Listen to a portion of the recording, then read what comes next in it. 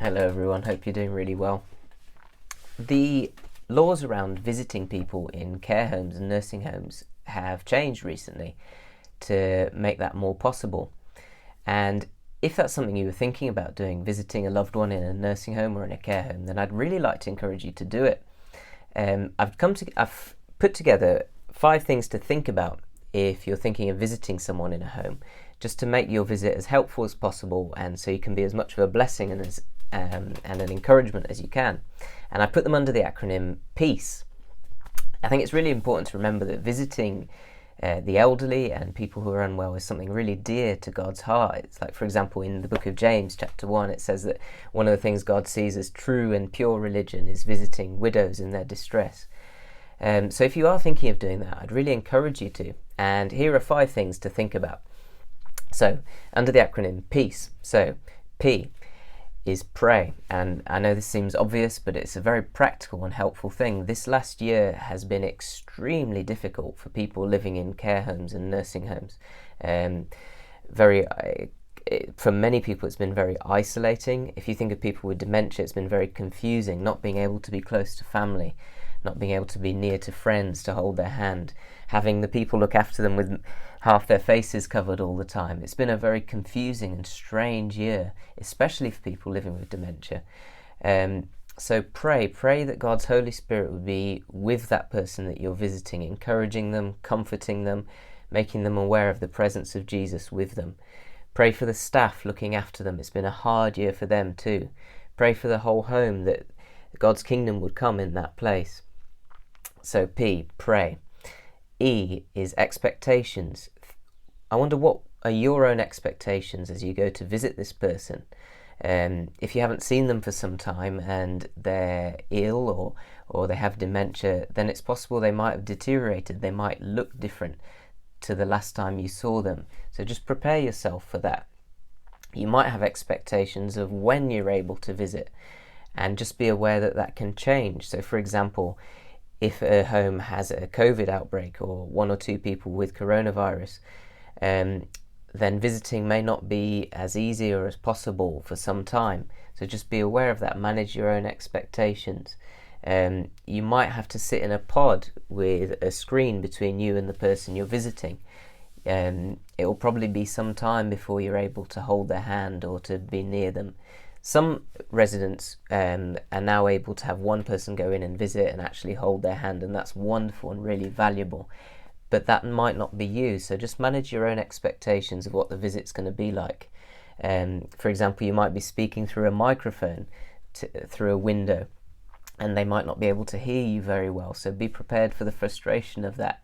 Manage your own expectations. So P for prayer, E for expectations. A, very simply, ask questions. A good question to ask in the morning of your visit is call up and ask, how are they doing today? Are they feeling well? It might be that your visit's a good incentive to get up out of bed when they're not feeling so well, and that's actually a really helpful thing. But it might be that you're visiting on a day where actually they're feeling quite unwell and it would be better to stay in bed. So just ringing to ask is a really helpful thing. The same goes for things like gifts. If you're thinking of bringing a gift, that's a really wonderful and helpful thing for the person to feel loved. But ask if your gift might be appropriate. So things to think about, for example, is if you're bringing plants or flowers, that gift might have to go into quarantine for 3 days before it gets given to the person. So is that plant or set of flowers, are they going to look good in 3 days' time? Do I need to water them? Do I need to get something maybe a bit more longer lasting? If you're bringing food or drink, think about how that might affect the person's health. So very quickly, for example, if you bring in a fizzy drink and that person's been prescribed thickener does not mix well with fizzy drinks. It creates like a chemical reaction. It all fizzes up and it's awful. Or if the person has trouble swallowing, then certain types of sweets and chocolates aren't very safe for them. So just ask questions. So pray, manage your expectations, ask questions, and that leads on to C, which is be considerate, especially of staff. When I was planning for this video, I asked my manager if he had any suggestions of ideas for things people ought to think about, and his just overwhelming response was, it's been a really hard year for staff in homes. They may have lost loved ones, They're tired. They've been jumping through all kinds of hoops and government rules and regulations to keep residents safe. So be considerate of staff. Be considerate that they may be doing fine, but they may be struggling. They may be tired. And he said, just let people, my manager, he said, let people know that we need their support now more than ever.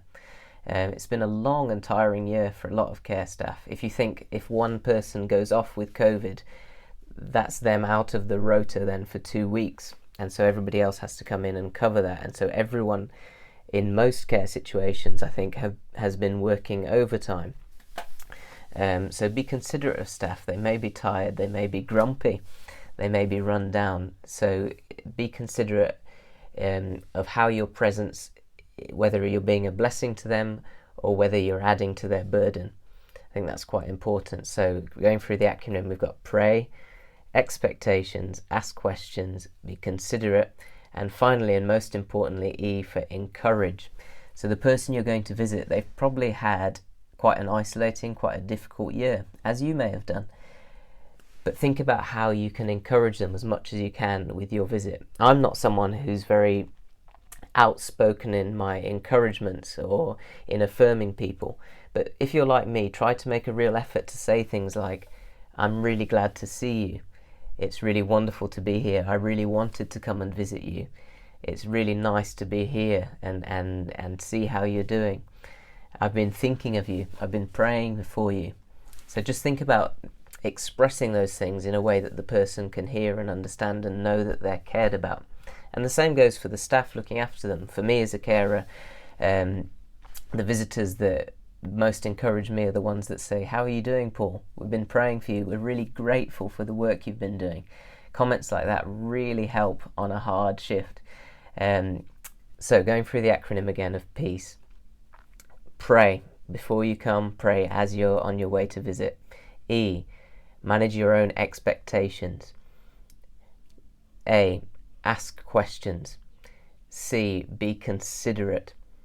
E, encourage as much as you can. Bless you. And if you are able to visit someone, please do. That makes such a difference to their life, and it helps to bring the presence of Jesus into what can be a very dark and lonely place. So bless you. Keep going.